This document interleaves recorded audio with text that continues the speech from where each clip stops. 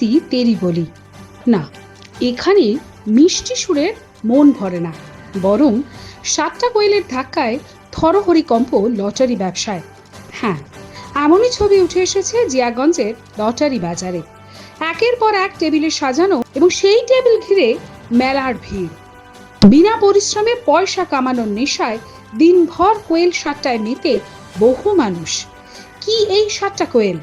বাসিন্দাদের দাবি, লটারি টিকিটের প্রথম পুরস্কারের যেই নম্বর ওঠে সেই নম্বরের শেষ সংখ্যা কত হবে সেই সংখ্যা প্রতি 10 টাকা করে কিনতে হয় চিরকুটে, আর সংখ্যা মিলে গেলেই 10 টাকার বিনিময়ে মেলে 100 টাকা।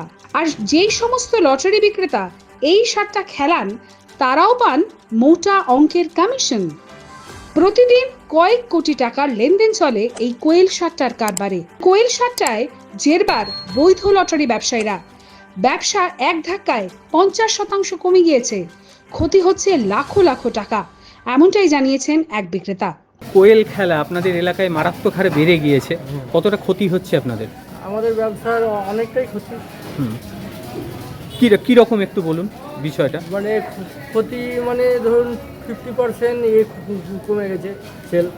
লটারি বিক্রি হচ্ছে না, বিক্রি হচ্ছে না। আর আগে যে টিকিট বিক্রি করতাম তার থেকে মোটামুটি 50% কম।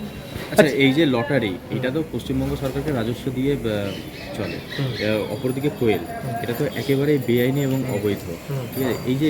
এই যে টোটাল চক্রটা এর কিভাবে চলছে, কি সেটা বলতে পারবো না কিভাবে চলছে, তবে প্রত্যেক টেবিলে চলছে, সবাই মানে চালাচ্ছে। তোমার আগে তো অল্প চলতো, এখন সমস্ত টেবিলেই চলছে, সমস্ত জায়গায়। কোন কোন এলাকায় মূলত হচ্ছে বিষয়টি আপনাদের নজরে এসেছে? সব এলাকায়। সরকারকে রাজস্ব না দিয়ে প্রকাশ্যে বুক ফুলিয়ে এই ব্যবসার সাহস পাচ্ছেন কোথা থেকে? পুলিশ প্রশাসনের বিরুদ্ধে উদাসীনতার অভিযোগ উঠে আসছে।